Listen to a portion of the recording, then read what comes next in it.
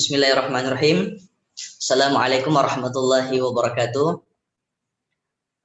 Alhamdulillahirabbil alamin wassalatu wassalamu ala asyrafil anbiya'i wal mursalin Waalaikumsalam warahmatullahi wabarakatuh. wa ala ahlihi wa ashabihi rasulillahi ajma'in amma ba'du. Alhamdulillah, mari kita bersama-sama bersyukur kepada Ilahi Rabbi di mana pada malam hari ini kita diberikan kesempatan untuk bersua pada webinar kita pada Pandrita Talk. Insyaallah yang akan dari guru kita, narasumber kita, Gurunda Mujahiduddin M.Hum MA PhD. Beliau kerap disapa pada dunia virtualnya, yakni Daeng Muja M.Hum MA PhD. Ya, beliau senang dikatakan sebagai teman diskusi mahasiswa filsafat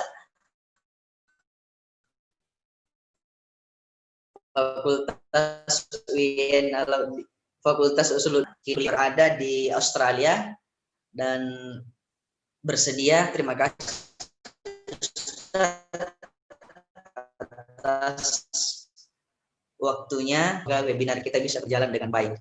Ya, adapun tema yang insya Allah akan didiskusikan pada malam hari ini adalah perempuan di gerakan Salafi dari dakwah ke pemberdayaan ada di tengah-tengah kita. Dengan ini kepada Guru Ta dengan hormat disilahkan.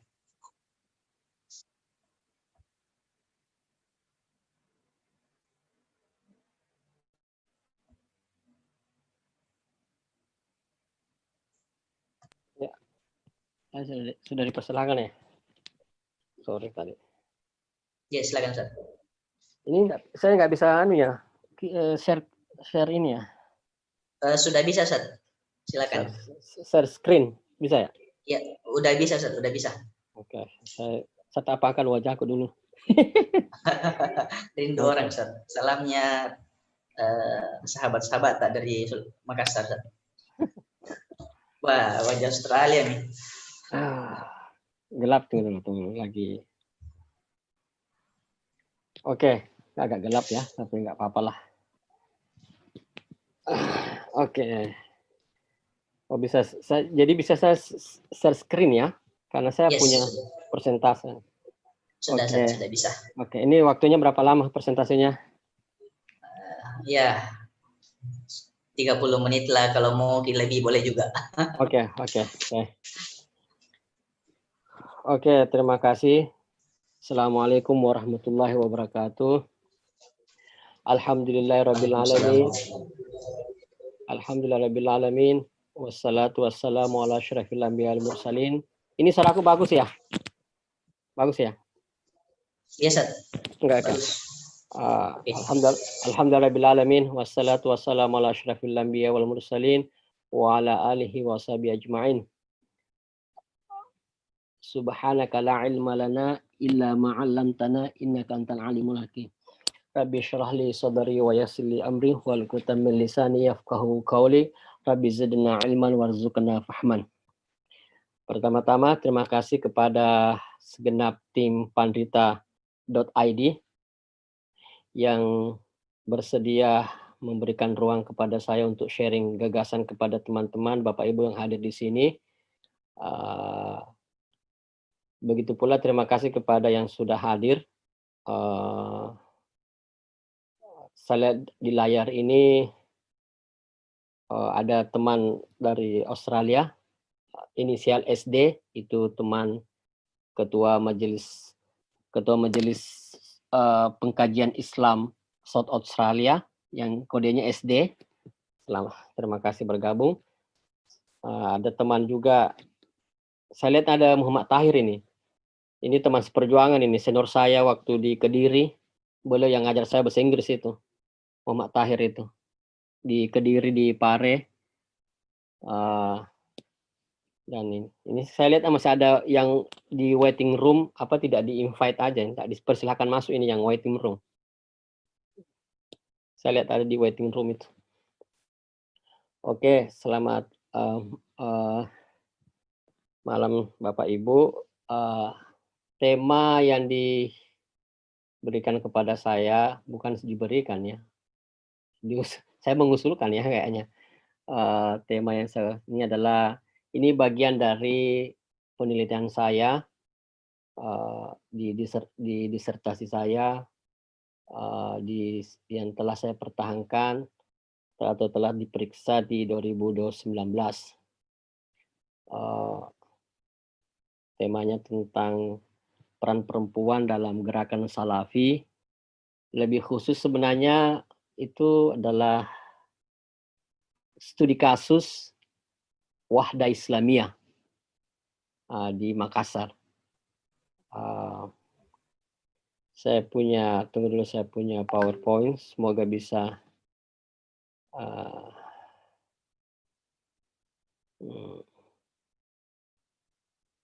di-share. Bisa kelihatan tidak ini layarnya atau kecil? Bagaimana? Iya, sudah kelihatan Ustaz. Ya. Kelihatan jelas Ji? Jelas ya? Sangat jelas. Oke. Jelas. Oke, terima kasih. Saya mencoba, ini judulnya adalah Perempuan di Gerakan Salafi dari Dakwah ke Pemberdayaan. Studi kasusnya Wahda Islamiyah di Makassar. Ini adalah penelitian lapangan yang saya lakukan di 2016 selama kurang lebih 8 bulan, 6-8 bulan. Sebenarnya ada 2 organisasi yang saya teliti, yaitu Hizbut Tahrir dengan Wahda Islamiyah. Tetapi saya lebih fokus kepada malam ini kita ke Wahda Islamiyah. Sebelum lebih jauh, istilah Salafi ini saya perlu klarifikasi supaya kita memiliki pemahaman yang sama tentang apa yang kita akan diskusikan nanti. Yang saya pahami atau Salafi yang saya pengertian Salafi yang saya gunakan dalam penelitian saya itu adalah, ini kelihatan ya? Semoga kelihatan ya. Jadi Salafi itu merujuk kepada gerakan sosial yang memiliki ciri utamanya adalah memahami Islam dan sekaligus mempraktekkan Islam sesuai dengan apa yang telah diajarkan Rasulullah dan apa yang telah diajarkan oleh salafus saleh. Salafus saleh itu ada 3 generasi sahabat, tabi'in, dan tabi'un. Nah, jadi Salafi itu adalah mencoba memahami Islam dan mempraktekkan Islam sesuai dengan apa yang telah dipahami Rasulullah dan 3 generasi setelah Rasulullah. Artinya apa? Bahwa ajaran Islam itu hanya diterjemahkan atau ditransfer dalam kehidupan sosial sekarang ini. Kalaupun terjadi ada perbedaan antara realitas sosial dengan apa yang telah dipahami oleh Rasulullah dan 3 generasi, maka yang harus dirubah adalah realitas sosial itu, atau yang harus tunduk adalah realitas sosial. Lalu dikedepankan adalah cara berpikir salafus saleh itu. Makanya disebut dengan salafism. Nah, itu yang saya pakai ya dalam penelitian saya. Jadi jangan heran misalnya, bukan hal yang menakjubkan, it's not surprising kalau misalnya Salafi itu memiliki konsep bid'ah dalalah yang lebih besar cakupannya dibandingkan gerakan yang non Salafi. Jadi apa saja yang dianggap bertentangan dengan pemahaman Rasulullah dan 3 sahabat salafus saleh itu dianggap bid'ah. Itu ini. Terus ini dulu yang perlu kita, maksud saya perlu klarifikasi supaya terjadi pemahaman bersama apa yang saya maknai dengan kata Salafi dalam penelitian saya. Terus penelitian saya ini, karena ini cuma bagian dari penelitian saya, untuk malam ini saya cuma meneropong 2 hal, yaitu saya cuma ingin meneropong 2 hal. Yang pertama, bagaimana sih perempuan Wahda Islamiyah itu memahami perannya dalam organisasi? Bagaimana perempuan Wahda Islamiyah memahami, menyadari perannya dalam organisasi, dalam gerakan dakwah bagaimana mereka melihat dirinya sendiri. Jadi saya mencoba, ini adalah penelitian, saya mencoba menghadirkan pandangan-pandangan perempuan, tetapi tentunya subjektivitas saya sebagai seorang peneliti melakukan interpretasi sehingga saya membuat data-data yang bersifat objektif dari informan saya mencoba melakukan interpretasi, membunyikannya, itulah bagian dari subjektivitas saya. Jadi kalau menurut saya penelitian itu terjadi dialektika yang dinamis antara objektivitas dan subjektivitas. Subjektivitas tidak akan pernah hilang dalam sebuah penelitian. Kalau menurut saya, jadi tetap itu ada karena kita adalah manusia yang berpikir, peneliti adalah manusia yang berpikir. Nah, itu yang pertama tadi. Yang kedua yang ingin saya bidik adalah malam ini adalah apakah peran perempuan itu berkontribusi terhadap pemberdayaan mereka? Apakah dengan terlibatnya perempuan dalam gerakan dakwah di Wahdah Islami itu membuat perempuan itu berdaya? Saya sengaja pakai tanda quotation mark di judul itu karena lagi-lagi kata pemberdayaan ini sangat debatable, sangat diperdebatkan. Makanya saya pakai quotation karena yang saya masukkan dengan pemberdayaan mungkin berbeda dengan pemberdayaan yang ada dalam alam pemikiran gender studies yang liberal atau gerakan feminis yang liberal. Adapun kenapa saya melakukan penelitian ini, itu sebenarnya berangkat dari personal experience saya. Ada pengalaman bersifat experience yang mendorong saya sehingga saya tertarik untuk melakukan penelitian ini. Yaitu yang pertama adalah ada adik perempuan saya, kami 5 bersaudara, dan adik perempuan saya itu dia adalah mahasiswi, telah mahasiswi was a student, jadi dia telah pelajar atau mahasiswa di Unhas di kedokteran dan dia anggota Wahdah Islamiyah. Dan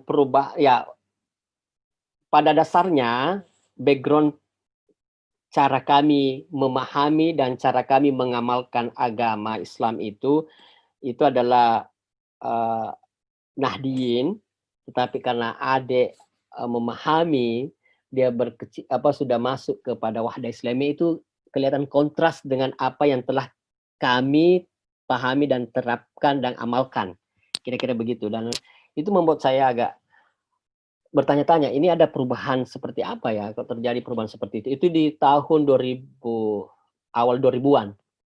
Awal-awal 2000-an itu membuat saya bertanya-tanya. Bahkan suatu waktu saya menemukan diari adik saya itu yang mengatakan bahwa dia lebih merasa nyaman, tentram ketika berada di kelompok atau ketika berada di teman-teman Wahdah Islami. Di situ saya tersentak. Saya mencoba berpikir bahwa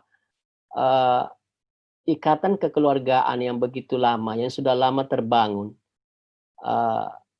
tiba-tiba bisa teralihkan atau tergantikan dengan organisasi, perasaan attachment, keterikatannya dengan organisasi yang baru dia masuki. Saya sampai begitu dahsyatkah organisasi itu pengaruhnya sehingga adik ini merasa lebih tentram dan nyaman ketika berada dengan orang-orang yang seorganisasi dia, dalam bahasa ini sekufu dengan dia. Nah, itu yang membuat saya, membuat saya untuk ingin meneliti. Terus selanjutnya yang kedua, partisan. Setelah ini terjadi konflik sebenarnya dalam internal keluarga kami dengan ibu yang notabene adalah tradisi Nahdiyin, bapak juga. Lalu mendapatkan praktek keagamaan yang begitu kontras, memakai jilbab besar. Ini tahun 2000-an awal ya. Jangan dipahami dalam konteks sekarang yang mana jilbab besar itu sudah menjadi familiar atau sudah menjadi sesuatu yang sangat lumrah. bahkan sudah menjadi fashion ya, jilbab besar itu atau jilbab syar'i itu sebagian fashion. Jangan pahami dalam konteks sekarang, tapi coba pahami ke belakang tahun 2000-an, di mana memakai cadar, memakai jilbab besar itu sesuatu yang agak unik pada masa itu, awal-awal 2000-an. Nah, itu hal yang sangat kontras, dan itu membuat satu konflik dalam keluarga kami yang terjadi hal yang pro kontra ibu dengan adik. Akhirnya pada masa itu saya meninggalkan, saya langsung 2012 saya pergi ke Australia untuk ambil S2, dan 2010, 2012 saya kembali, saya malah heran karena yang tadinya ibu saya sangat tidak mensupport adik saya ini pilihannya, tiba-tiba ibu saya juga ternyata menjadi partisan dari sejumlah pengajian Wahdah Islamiyah. Nah, itu kan tambah saya bertanya-tanya, loh ini ada apa kok yang tadinya sangat kontra, kok tiba-tiba juga ternyata menjadi partisan, bukan member ya, partisan. Kalau adik saya itu sudah member, dia partisan, jadi dia ikut mengaji, bahkan kadang beliau ibu saya itu dijadikan guru ngaji bagi situ. Nah, ini membuat juga loh, ini ada apa sebenarnya ini apa yang terjadi itu loh, terjadi. Nah, selanjutnya kegiatan dakwah perempuan Wahdah Islam itu kebetulan di sekitar rumah saya itu sangat masif dan intensitasnya tinggi. Bahkan rumah ibu kami itu sering dipakai sebagai tempat taklimnya atau tarbiyahnya para perempuan Wahdah Islamiyah. Wah, ini semakin saya memicu curiosity, rasa ingin tahu saya semakin tinggi dan membuncah pada saat itu. Akhirnya tapi ya ala kulli hal ternyata membawa hikmah, karena itu ternyata yang saya jadikan proposal untuk S3. Dan ya, jadi ada ini kayak personal experience ini yang membuat saya nah, saya bertanya-tanya pada saat itu, mereka kok sangat aktif, di mana perempuan bercadar dan sebagainya. Sementara literatur yang saya baca kadang menyebutkan bahwa agak sedikit bukan discourage atau tidak terlalu positif argumen-argumennya terhadap perempuan-perempuan yang pakai cadar, yang jilbab besar pada saat itu ya, apalagi yang dikategorikan salafi, karena dianggap dianggap didominasi oleh laki-laki. Nah, ini semakin besar ini perhatian saya untuk melakukan penelitian. Mereka kok aktif tapi pakai cadar, biasanya sangat aktif, terus ibu saya malah terpengaruh. Nah, dari alasan personal experience ini kemudian saya tertarik untuk melakukan penelitian. Selanjutnya saya melakukan kajian literatur untuk melihat bagaimana sih literatur atau buku-buku atau penelitian-penelitian terdahulu membicarakan masalah ini. Ini baik di tingkat internasional maupun di tingkat nasional. Artinya buku-buku baik yang terbit di Middle East atau di Barat, bagaimana sih mereka, para scholars, para ilmuwan melihat fenomena keterlibatan perempuan dalam gerakan salafi atau gerakan dakwah. Ternyata saya mengkategorikan ada 3. Saya melakukan mapping, pemetaan, lalu saya menyimpulkan ada 3 corak literatur referensi dalam membicarakan masalah ini. Yang pertama, ada yang mengatakan bahwa keterlibatan perempuan dalam salafi atau gerakan dakwah di salafi itu salah satu bentuk eksploitasi perempuan. Salah satu bentuk eksploitasi perempuan. Itu merupakan false consciousness, kesadaran yang palsu. Nah, itu kesadaran yang palsu yang coba dicekoki oleh para lelakinya, karena salah satu ciri salafi itu kan male domination ya, dominasi laki-laki kan lebih banyak kan. Nah, itu ternyata ini dicekoki oleh pemikiran oleh laki-laki sehingga menimbulkan kesadaran palsu bagi perempuan untuk terlibat. Jadi eksploitasi perempuan. Dan salah satu argumen yang paling kunci dari yang pertama ini yang eksploitasi perempuan adalah mengatakan begini. Salah satu bentuk nyata dari eksploitasi itu adalah ketika perempuan diperintahkan untuk memakai jilbab besar dan pakai cadar.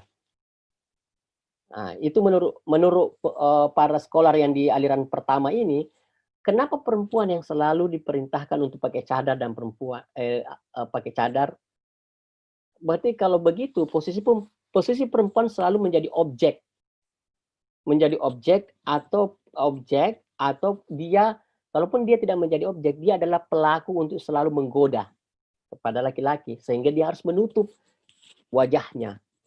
Nah, jadi bukan sesuatu berangkat dari pilihannya sendiri untuk melakukan jilbab, tapi sesuatu yang dipaksakan dari luar untuk menutup dirinya agar tidak menggoda laki-laki. Padahal kan dalam Al-Quran yang pertama diperintahkan kan laki-laki untuk yaghdudna absaruhunna, untuk menundukkan. Kenapa bukan laki-laki yang menundukkan mata atau pandangan? Kenapa sih perempuan yang selalu menjadi objek untuk pertama kali disuruh untuk, nah ini bentuk eksploitasi, itu pemaksaan pemakaian cadar dan sebagainya.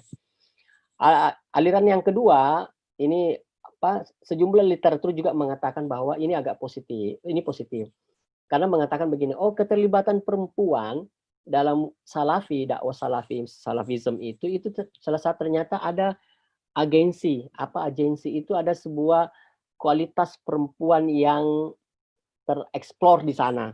Ada agensi.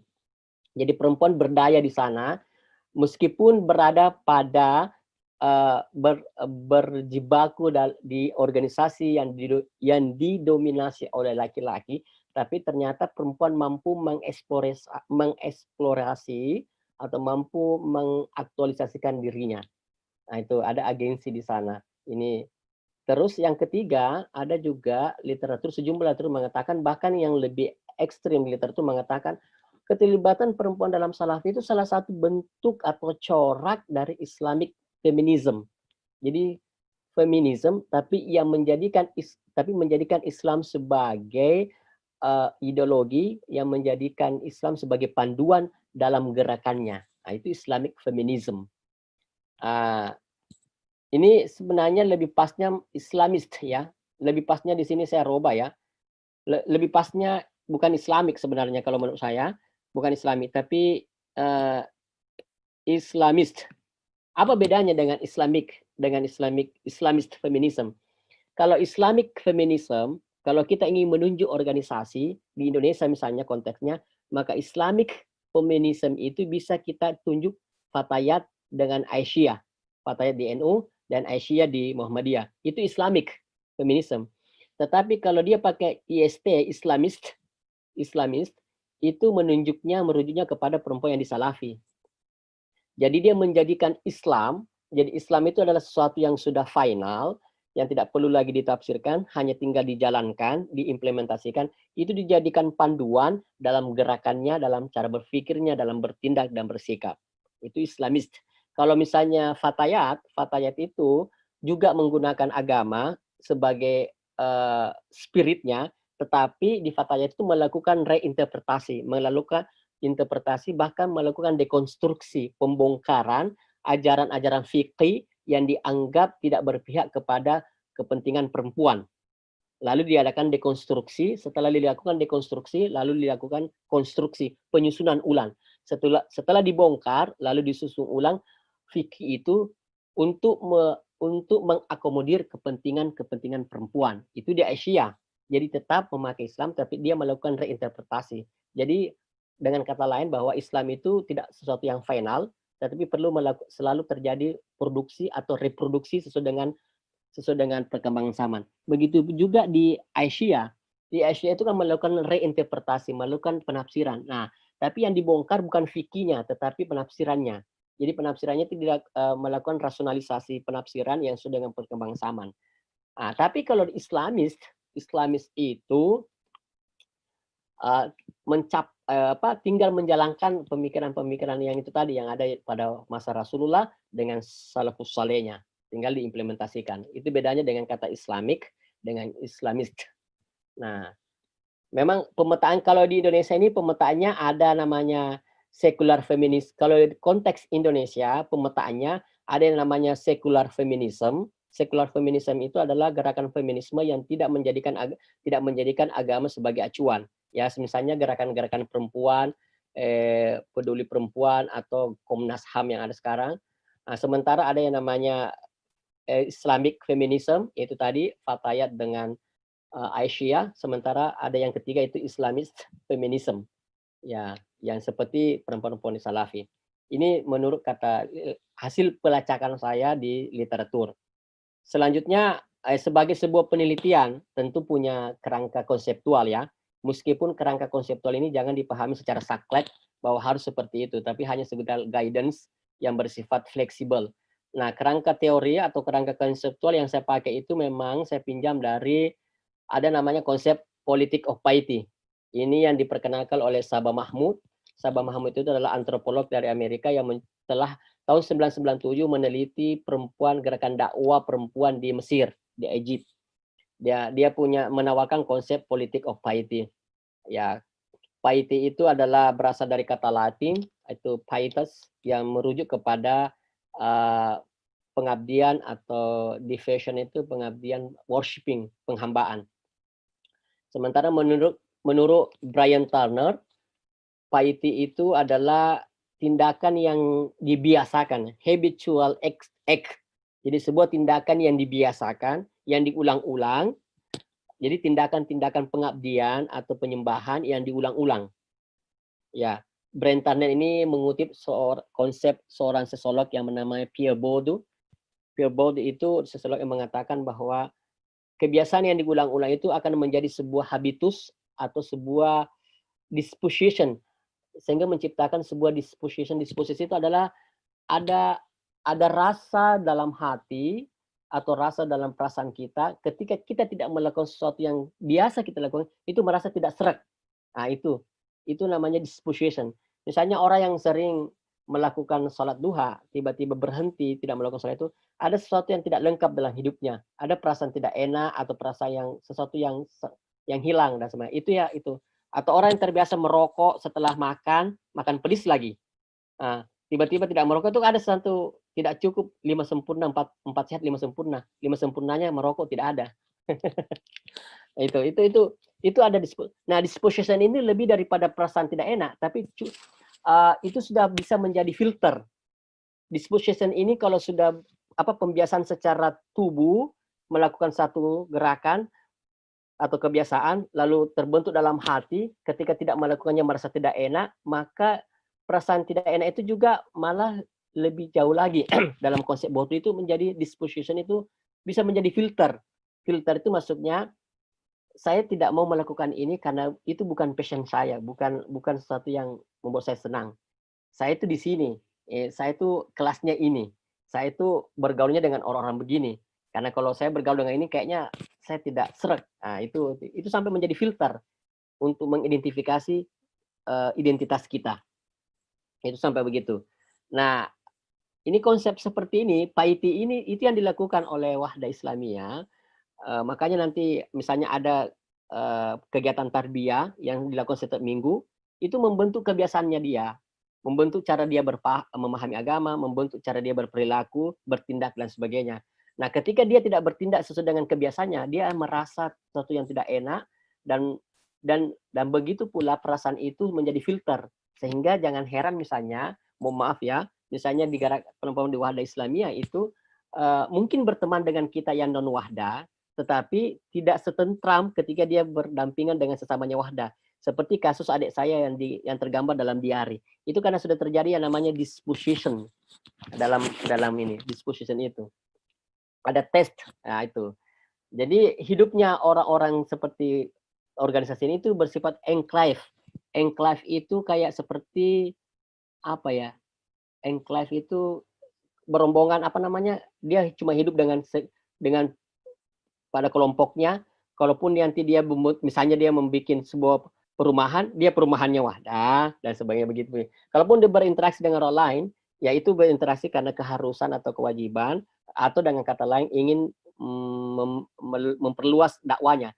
Tetapi rasa nyaman dan rasa keakraban dan sebagainya itu tetap ketika berada pada sesamanya Wahda. Ini kan ada habitus. Ini piety ini konsepnya. Terus Jadi Paiti ini juga bermakna bahwa dakwah yang dilakukan oleh perempuan Wahda itu mengarah kepada self reform, untuk mereformasi diri. Nah itu ada ya. Selanjutnya kata politik, itu politik itu maksudnya adalah ini social engineering. Maksudnya bagaimana dakwah yang tadinya bersifat individual memperbaiki diri, bagaimana dakwah yang bersifat individual itu bisa disalurkan atau bisa diperluas, disebarkan kepada masyarakat. Jadi misalnya kelompok-kelompok seperti ini pasti terus melakukan dakwah untuk mengajak orang. Jadi kesalehan individualnya itu harus disebarkan kepada orang lain. Nah, itulah yang dimaksud dengan politik. Artinya bagaimana menyebarkan kesalehan individual itu sehingga menjadi sebuah kesalehan sosial, atau dalam bahasa sosialnya adalah menjadi social reform. Jadi dari self reform menuju kepada social reform. Jadi mereformasi diri, dari reformasi diri menuju kepada reformasi sosial. Nah, jadi ya apa tujuannya? Misalnya tujuannya Wahda Islamiyah atau gerakan seperti ini itu adalah memang tidak ingin mendirikan negara Islam seperti Hizbut Tahrir, tapi dia ingin melakukan Islamizing public sphere. Dia ingin mengislamkan public sphere, wilayah publik, di mana ditandai dengan misalnya ada aturan perda dan seterusnya, aturan perda-perda yang berbasis agama ya. Itu bagaimana ruang publik itu diislamkan seperti itu.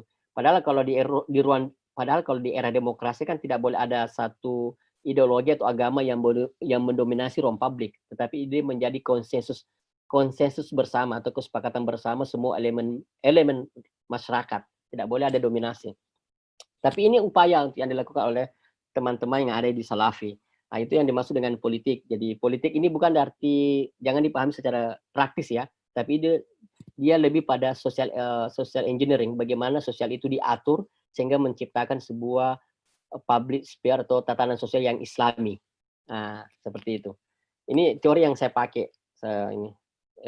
politik. Sementara karena kita akan berbicara tentang pemberdayaan, maka pemberdayaan yang saya maksud di sini adalah itu tadi. Jadi saya memakai sebenarnya teori besarnya ini adalah ada namanya post feminism atau post strukturalism. Ya, temannya posyandu, puskesmas dan sebagainya, pos itu. Jadi agak sedikit nyelimet ya. Post strukturalism itu atau postmodernism atau post feminism itu mencoba memahami bahwa pemaknaan agensi, pemaknaan pemberdayaan itu tidak lagi merujuk kepada satu titik sentral, konsep sentral yang selalu ditawarkan oleh Barat. Tetapi bagaimana pemberdayaan itu dimaknai secara lokal, tergantung lokalitas masing-masing. Jadi makna pemberdayaan itu tidak mesti harus sama dengan makna pemberdayaan yang ada di Australia, ada di Amerika, atau di Eropa, dan seterusnya. Tetapi makna pemberdayaan itu bersifat lokal. Ya, tergantung orang memahami itu. Nah, itu salah satu kira-kira yang ingin ditawarkan oleh post feminism atau post strukturalism. Jadi tidak ada lagi namanya pemahaman yang bersifat universal, di mana ada nilai universal yang harus benar di segala tempat. Oh, tidak ada. Dalam era post strukturalism itu tidak ada lagi. Jadi kebenaran itu hanya bersifat spesifik dan bersifat lokal. Nah, pemberdayaan yang saya masukkan di sini, saya mengambil bagaimana perempuan-perempuan Wahda memahami dirinya, atau bagaimana perempuan Wahda memahami sebuah pemberdayaan. Ini saya kutipkan ini yang di layar ini bagian dari, ini namanya Ummu Saniyawati, salah seorang sekretaris di Wahda Islamiyah yang perempuan. Dia mengatakan, bagi kami Pak, pemberdayaan itu adalah memaksimalkan penggunaan potensi perempuan. Itu bagi kami berdaya. Jadi menurut kami pemberdayaan itu adalah memaksimalkan potensi perempuan, penggunaan potensi perempuan. Jadi ada kapasitas perempuan, jadi semua manusia termasuk perempuan memiliki kapasitas yang sama dengan laki-laki, dan itu ada penyalurannya dan diaktualisasikan. Nah, ketika disalurkan dan ketika diaktualisasikan, maka pada saat itu kami bisa mengatakan diri kami adalah berdaya. Nah, itu dari yang lainnya mengatakan bahwa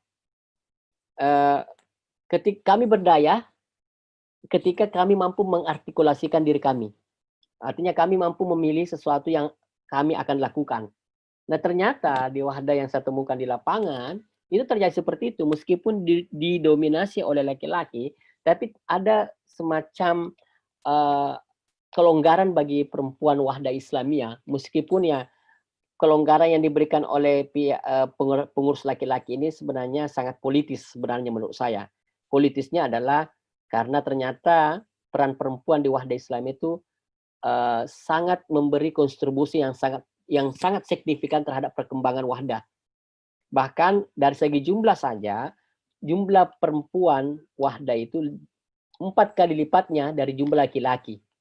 Dan kegiatan perempuan Wahda itu jauh lebih masif dan lebih terstruktur dan lebih besar dibandingkan kegiatan yang ada di laki-laki.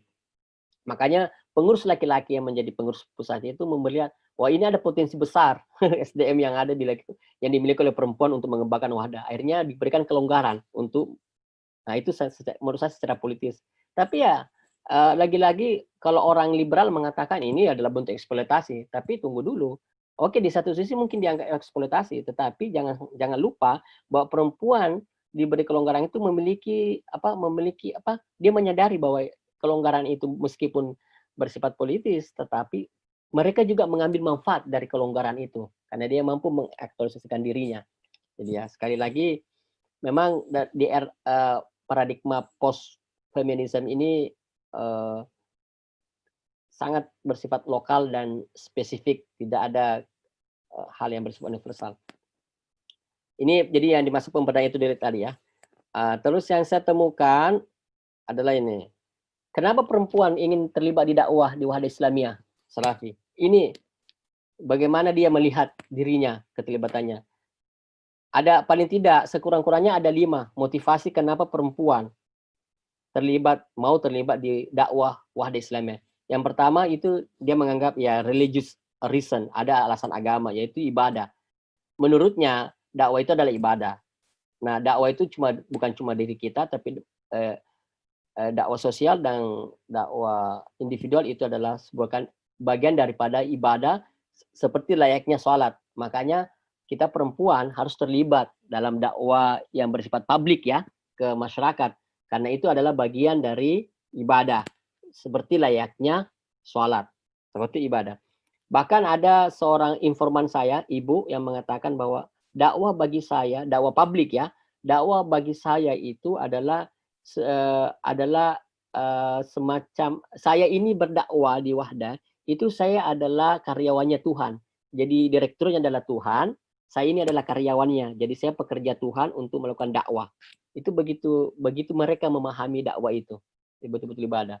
Yang kedua, ada motivasinya adalah ada namanya self actualization, mengaktualisasi diri. Jadi perempuan-perempuan Wahda itu merasa dia dengan terlibat di dakwah publik itu ternyata merasa diri dia mampu sharing knowledge, dia mampu membagi pengetahuannya, skillnya, spiritnya kepada orang lain. Jadi ada aktualisasi diri untuk itu. Yang ketiga, kenapa perempuan terlibat dalam gerakan dakwah di Wahda Islamiyah itu adalah katanya menurut mereka itu adalah bagian dari tanggung jawab sosial. Ada tanggung jawab sosial. Karena menurut mereka manusia itu adalah makhluk individu sekaligus pada saat yang bersamaan adalah makhluk sosial. Makanya kita ini memiliki tanggung jawab sosial juga. Salah satu bentuk tanggung jawab sosial kita adalah kita harus terlibat dalam dakwah yang bersifat publik, mengajak orang lain. Nah, ini bagian daripada social responsibility. Yang ketiga, ada kepedulian terhadap situasi Indonesia saat ini.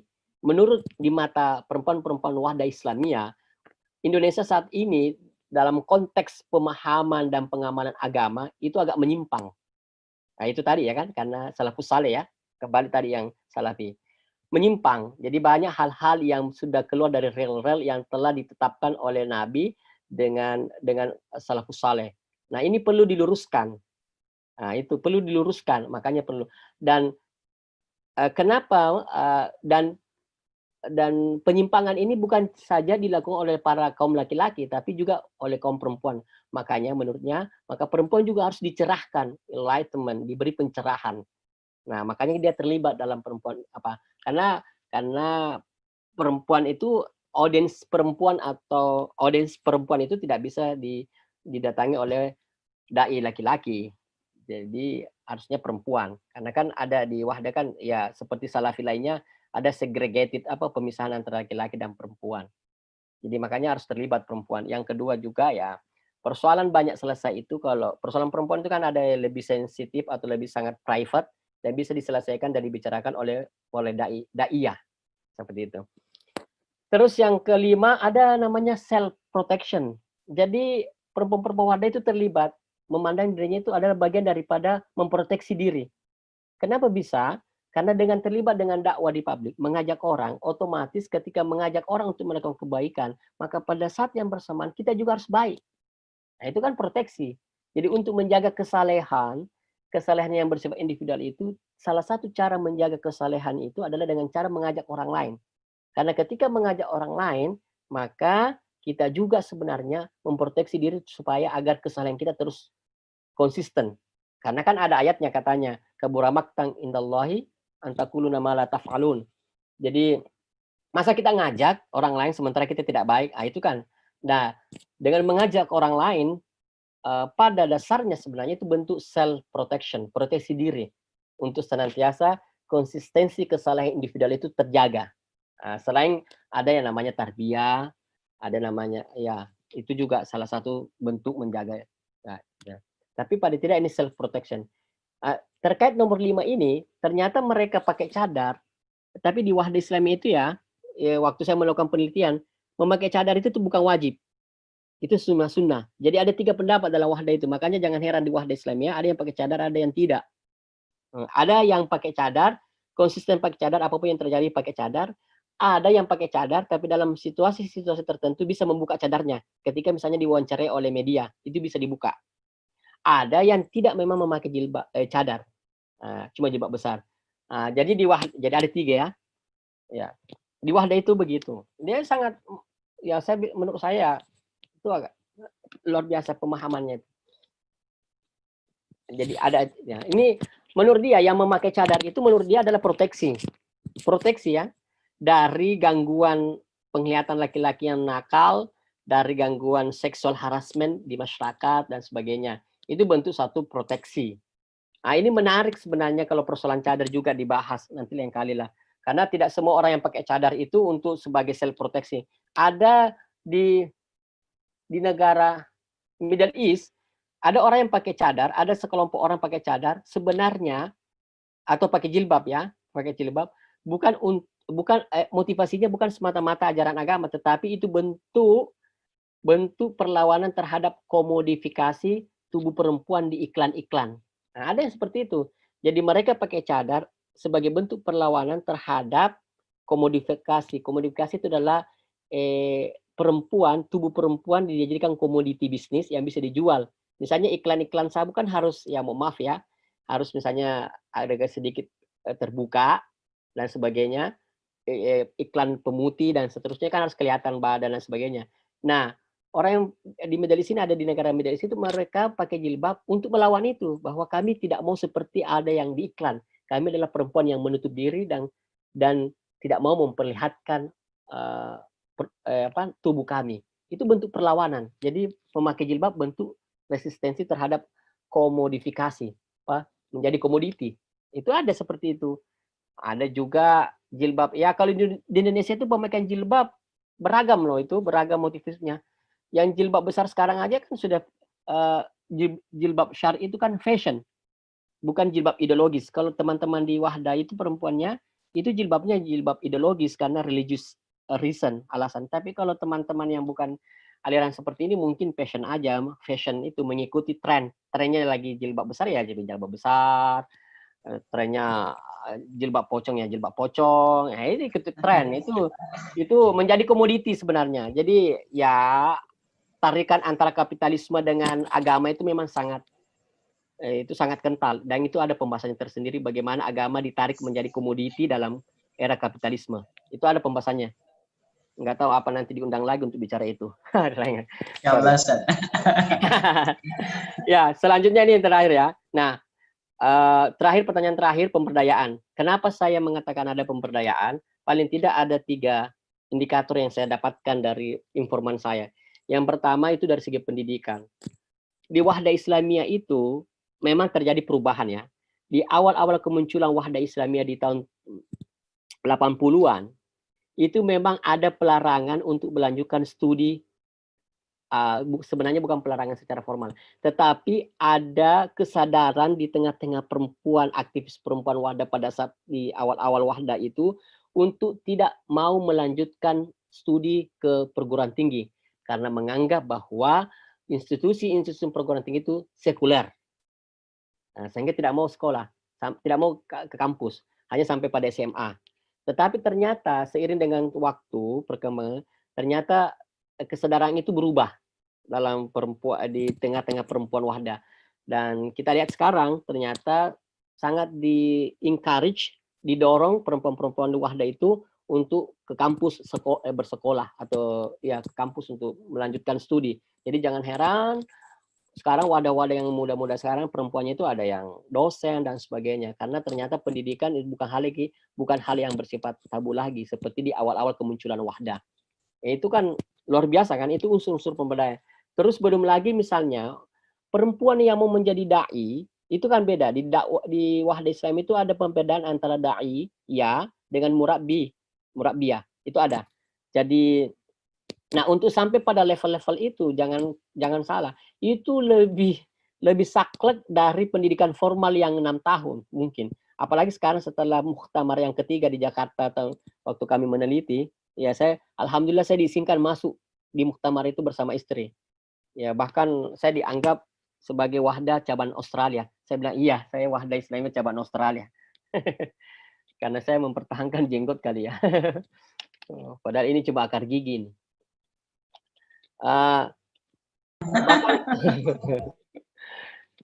Bahkan apa namanya pendidikannya itu sudah ada namanya tarbiyahnya itu ada halakannya, ada tingkatan-tingkatannya, ada tingkatan pertama, kedua sampai itu sampai 6 tahun. Itu bisa sampai menjadi daiyah dan sebagainya. Jadi untuk menjadi daiyah atau murabbiyah, perempuan itu harus betul-betul sekolah. Itu luar biasa kan, itu kan tanda bagaimana. Jadi bukan cuma konten agama yang harus ditahu, tetapi bagaimana menyampaikan agama itu kepada audiens sehingga agama itu sehingga penyampaiannya tidak garing, satu yang membosankan. Jadi menurut mereka agama itu perlu dikemas sedemikian fashionable sehingga audiens itu tertarik untuk mendengarkan ajaran agama. Bukan cuma persoalan konten ya, tetapi membungkus, packaging agama itu perlu. Jadi dilatih, bahkan seorang dai itu ketika memberi salam ada caranya salam bagi 100 orang. Cara salamnya yang 5.000 orang begini dan sebagainya. Itu beda-beda dan penutupnya beda-beda. Sampai hal retorika pun dipelajari seperti itu. Pertanyaan saya, apa itu bukan unsur-unsur pemberdayaan dalam hal skill pengetahuan atau dari segi pengetahuan? Menurut saya itu adalah pemberdayaan. Terlepas itu didominasi laki-laki tapi tidak. Tapi menurut saya itu adalah bentuk, lagi-lagi dalam post-strukturalisme, feminisme menganggap itu adalah sebuah pemberdayaan. Dia tidak mesti harus dominasi itu hilang. Tidak mesti harus dominasi itu betul-betul tumbang untuk berdaya, tidak. Dalam dominasi pun bisa berdaya sebenarnya. Yang penting merasakan keuntungan dan perempuan merasa enjoy dengan itu meskipun didominasi. Jadi tolong misalnya jadi pemberdayaan perempuan itu bukan berarti tidak ada dominasi kalau dalam post feminisme, tapi dominasi tetap ada, dominasi dari perempuan laki-laki tetap ada, tapi ternyata perempuan di dalamnya merasa enjoy. Jadi misalnya begini, konkretnya ini. Kalau misalnya seorang perempuan, seorang istri yang telah diberi wewenang untuk memutuskan dia mau terjun sebagai wanita karir atau dia mau lebih memilih ibu rumah tangga murni, apapun pilihannya selama prosesnya sampai pada keputusan itu adalah tidak diintervensi murni karena pilihannya, apapun pilihannya itu dianggap sebagai pemberdayaan. Jadi kalau ternyata seorang istri ternyata setelah dia memikirkan dirinya setelah dia berpikir lalu memutuskan menjadi ibu rumah tangga total, dan itu hasil dari keputusannya sendiri, maka itu disebut pemberdayaan. Tidak mesti menjadi wanita karir. Itu dalam post feminism. Ya, selanjutnya unsur pemberdayaan adalah menurut perempuan Wahda, seorang ibu itu harus well educated, harus betul-betul terdidik dengan bagus. Jadi seorang ibu, menjadi seorang ibu itu adalah sesuatu hal yang berat di Wahda Islamiyah. Itu dia. Dia apa namanya? Dia menjadi seorang ibu itu karena dia adalah madrasatul ula atau educator, the first educator, pendidik pertama, maka ibu sebagai pendidik pertama, maka dia betul-betul bagaimana mungkin bisa menjadi pendidik yang bagus kalau dia tidak memiliki latar belakang pengetahuan atau pendidikan yang bagus. Makanya menjadi seorang ibu dalam konteks Wahda Islamiyah itu betul-betul harus well educated. Nah, ini kan bentuk pemberdayaan. Jadi karena dia akan melahirkan nanti generasi-generasi yang ideal dan berkualitas. Nah, bagaimana mungkin bisa melahirkan generasi berkualitas kalau dirinya sendiri tidak berkualitas? Makanya dituntut untuk berkualitas. Salah satunya adalah peningkatan pendidikan. Ibu. Jadi jangan heran di Wahda Islam itu yang namanya parenting. Selain parenting itu sangat lumrah dilakukan. Bahkan ini ada menarik selain parenting, tapi tidak usah di ini. Yang ketiga adalah ekonomi resources access. Di Wahda Islamiyah itu hampir semua bisnis Wahda Islamiyah itu dikelola oleh perempuannya. Bahkan rumah sakit yang ada di Antang itu saat saya melakukan penelitian ada wacana untuk dilimpahkan sepenuhnya kepada perempuan. Saya tidak tahu apakah sudah dilimpahkan pengelolanya apa tidak. Tetapi hampir semua sumber-sumber ekonominya, finansialnya Wahda Islam itu dikelola oleh perempuannya, karena ternyata dianggap lebih maju. Termasuk misalnya apotek yang ada di apa ya, Abdisar, Abdullah Den Surua ya, itu ada apotek Wahda, itu dikelola oleh Abdisar, mungkin Abdisar saya nggak tahu, itu dikelola oleh Wahda ya, perempuan Wahda, manajernya itu Ibu Saniawati namanya. Nah, itu bagaimana mungkin cara mengelola ekonomi kalau kita tidak punya skill atau pengetahuan tentang ekonomi? Itu kan lagi-lagi pemberdayaan menurut saya. Jadi perempuan di sana pemberdayaan. Jadi ini cuma sedikit ya, segelintir dari indikator-indikator pemberdayaan yang ada di Wahda. Oke, saya kira untuk sementara itu silahkan kalau ada yang bertanya. Terima kasih dari saya. Mohon maaf atas segala kekurangan. Saya kembalikan kepada moderator.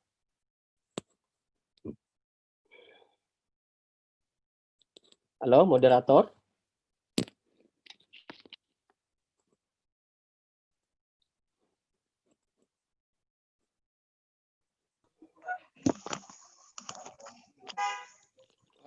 Silakan moderator, saya kira cukup.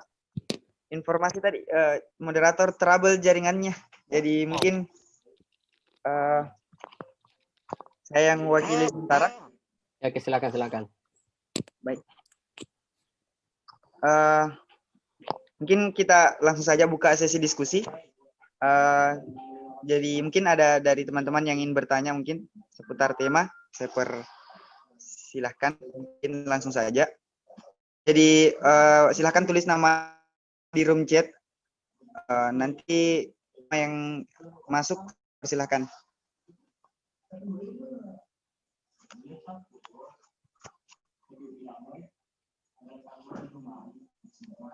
Baik, teman-teman sekalian, ada yang ingin bertanya?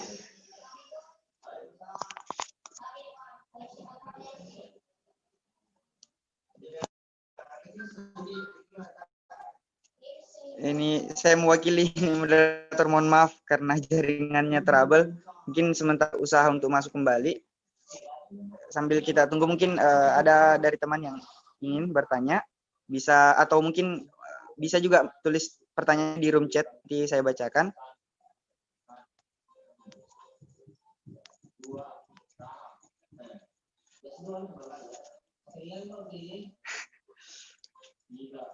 Aduh.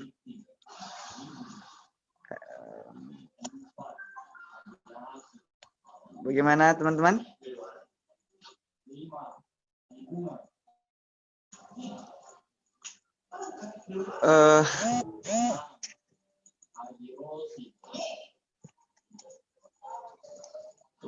Karena Ya, tidak ada yang bertanya. ya baguslah kalau nggak ada bertanya. Silakan. Baguslah kalau ya bisa selesai lebih cepat. Padahal materinya sangat menarik. Saya juga lihat di YouTube. Ternyata yang gabung di YouTube juga cukup banyak. Tapi mungkin karena tadi aja. Ini ada. Oh ya, silakan bertanya dari Jung. Ada yang bertanya, Pak? Iya, ya. Oke, monggo. Oke. Kita efisienkan waktu, silakan, Kak. Oke, langsung saja. Terima kasih atas kesempatannya. Mungkin sedikit saja karena kalau diperhatikan itu memang cara dakwanya perempuan salafi itu atau wahdah, dia merangkul teman-temannya yang bisa dia rangkul. Dan bahkan orang yang tidak dikenal itu dia mudah mendapatkan atau membuatkan wadah untuk orang-orang yang baru. Nah, salah satunya itu tempat paling utama itu di kampus.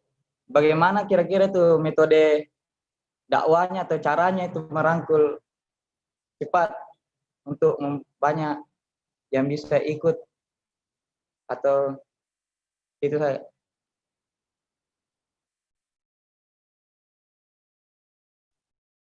Oke, saya langsung jawab Ya, ini. silakan. Oke, iya, silakan. Oke, terima kasih kepada Ustaz Jun ya atas pertanyaannya. Salah satu metode perempuan dakwah itu, perempuan wahdah Islamiyah dalam menggait para calon-calon membersnya di kampus ya, dalam konteks kampus itu begini. Di kampus itu orang yang datang ke kampus, orang yang pergi ke kampus itu biasanya rata-rata orang daerah yang pergi ke kota kuliah. Nah, orang yang dari daerah ini biasanya tidak punya teman, tidak punya keluarga, lalu masuk. Nah, ketika masuk di kampus, kadang mereka bingung dan sebagainya mencari informasi. Nah, orang-orang wahdah itu mampu mengidentifikasi mana orang-orang yang daerah yang butuh pendampingan. Nah, ketika butuh pendampingan seperti itu, dia akan masuk. Jadi ketika pertama masuk atau ketika berkenalan dengan para mahasiswa baru ini, tidak langsung menawarkan untuk dakwah atau bergabung, tidak akan pernah itu, tidak akan pernah. Tapi yang ditawarkan adalah pertolongan yang dibutuhkan. Di mana deh, dari mana, ada sini, sudah ada kos, ini nanti kami bantu kos. Itu jadi dia menawarkan jasa seperti itu. Dan orang misalnya sangat sederhana misalnya, kamu sudah dapat kos misalnya, tanya, tidak, oh bisa, kamu bisa kos di sini nih. Informasi seperti itu bagi orang yang membutuhkan sekali, itu sangat terbantu dan sangat berterima kasih. Nah, itu jasa yang ditanamkan oleh para dakwah. Itu pertama, strategi seperti itu, sederhana, tetapi sangat sangat bermanfaat untuk bagi orang yang membutuhkan itu informasi. Makanya ketika dibantu misalnya yang lainnya ada masuk kuliah, ada persoalan-persoalan berat dan sebagainya, itu dibantu. Jadi jangan harap untuk pertama langsung begitu kenal langsung kamu harus ikut dakwah ya, harus ikut di wadah, nggak bakalan itu. Nah seperti itu. Tapi bagaimana melihat kebutuhan orang lalu memenuhi kebutuhan orang itu masih baru. Lalu setelah merasa dekat dan orang yang dibantu merasa sudah nyaman dan menganggap saudari dan sebagainya, terjalin sisterhood, persaudarian, bukan persaudara ya, persaudarian. Nah, itu baru disuntikkan sedikit ajaran untuk dakwah, untuk bergabung. Sebenarnya bukan bergabung, itu nanti terakhir. Biasanya mereka mendekati seseorang itu bisa sampai tahunan, lalu setelah memahami agama, lalu diajak menjadi anggota. Ini tidak langsung itu. Jadi dia ke agama. Jadi sangat dekat. Yang kedua, itu yang kedua sebenarnya itu dikawal maksudnya. Jadi sebenarnya wahdah itu masuk bukan pertama masuk sebenarnya di SMA melalui rohis ya. Di SMA kan ada rohis ya. rohis itu apa ya? Lembaga kerohanian SMA kan ya. Nah, di situ dia masuk. Jadi dia mencari potensi-potensi yang bisa menjadi membernya, lalu di situ dia memberikan tawaran kepada rohisnya, pengurus rohnya untuk memberikan pengajaran agama yang versi menurut Wahdah Islamiyah. Nah, kebetulan nanti banyak yang ikut dan sebagainya. Nah, setelah tamat itu nanti diikuti. Jadi itu kan didata. Setelah didata, diikuti. Oh, anak ini lulus dari SMA, misalnya SMA 1 Makassar, dia masuk di Unhas. Nanti di Unhas itu ada senior lagi yang tolong anak ini sudah pernah mendapatkan informasi tentang Wahdah. Tolong dikawal ya. Seperti itu. Itu jaringan seperti itu terjadi. Jadi dia sudah dari SMA, sudah di kader, artinya sudah diperkenalkan pemikiran-pemikiran keagamaan yang bercorak Wahdah Islamiyah atau Salafi. Lalu setelah transfer ke kampus, di kampus sudah ada juga orang dari Wahdah yang mencoba yang mencoba menerima oporan dari SMA, lalu mengawal itu sehingga tidak putus. Nah, itu cara-cara Wahdah, makanya Maji jadi sangat lengket dan sangat solid. Seperti itu kira-kira ada dua.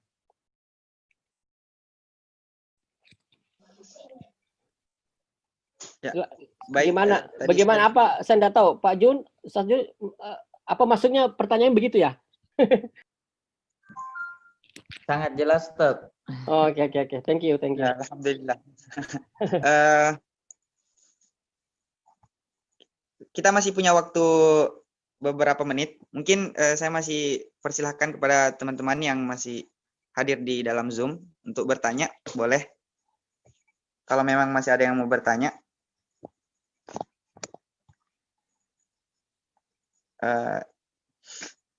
Ini moderator dari tadi berusaha untuk masuk tapi terkendala. Jadi mohon maaf, Ustaz, mohon maaf kamu.